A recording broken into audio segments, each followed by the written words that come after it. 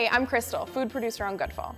And today I'm gonna show you how to make a very special, impressive holiday meal for your friends and family who don't eat meat. It's a vegetarian Wellington.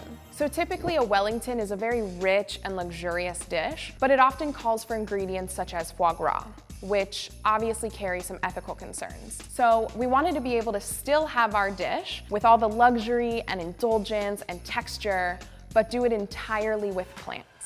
So this is definitely a more toned down version of a beef Wellington, but it is a bit healthier and utilizes a lot of different vegetables, which gives you something really beautiful and colorful with a lot of different textures and just makes something really special for the holidays. Another thing that's really great about this recipe is that it utilizes all these different ingredients that are completely affordable and approachable that you can pretty much find in any grocery store near you. Next, we're gonna dry roast some kidney beans and chestnuts. I used pre-shelled and roasted chestnuts because it's just a lot easier if you can find them in the grocery store. But roasting them for a few more minutes is just gonna dry them out to where we need them. Also, the beans are gonna help bind everything together that's going into our Wellington and also just give us some great texture. Pop your tray into the oven and roast until the beans start to break open, which only takes about 10 minutes.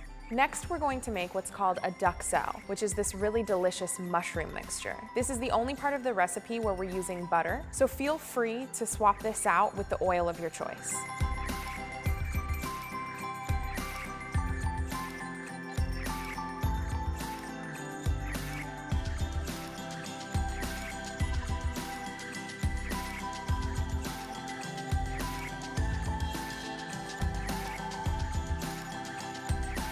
After we set our duxelle aside in a bowl to let it cool, we're gonna use the same pan for our next step. You could clean it in between, but it's a lot easier to just throw it back on the stove and keep moving because it's all gonna go into our Wellington in the end anyway.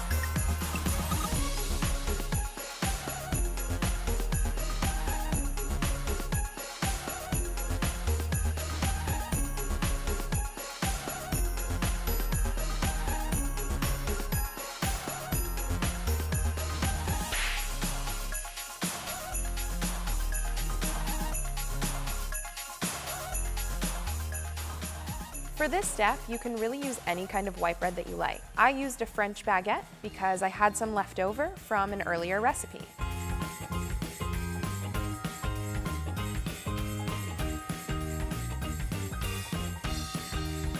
Next, we're gonna add our roasted beans and chestnuts from earlier in with the bread mixture in the food processor. You only need to pulse it a few times to sort of bring it together so that it starts to bind. This is what's gonna go into the middle of our Wellington and really give it that heartiness that even our meat-eating friends are looking for. Finally, we're gonna fold that butternut squash from earlier into our bean and bread mixture. This is gonna give it a really pretty pop of color that's gonna make the center of our Wellington really beautiful. All right, we've made it. Now we're going to assemble our Wellington.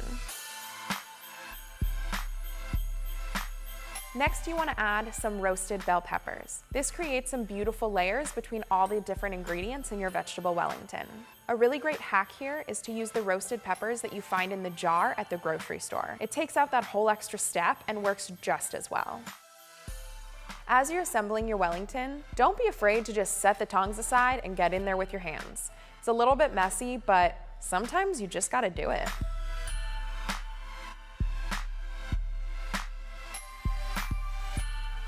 With a classic beef Wellington, you usually use one piece of pastry dough and roll it up, and then you wrap it in plastic wrap to get the shape exactly right. But I wanted to avoid creating any extra unnecessary waste, so I avoided the plastic wrap and instead am using the second piece of dough that comes in the package and creating sort of a giant envelope.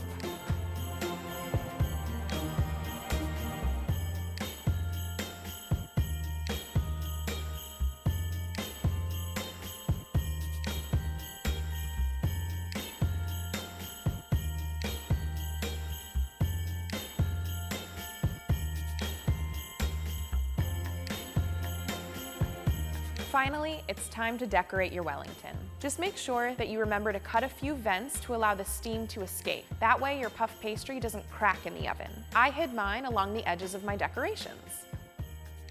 Finally, pop it in the oven and prepare to impress your friends and family.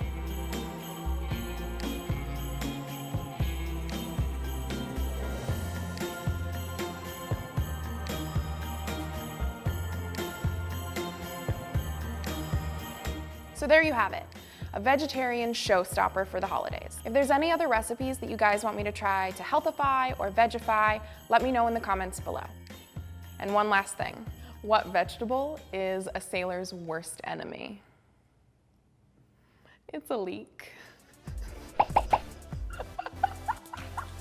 No, it's not. Oh, it's so bad, it's good.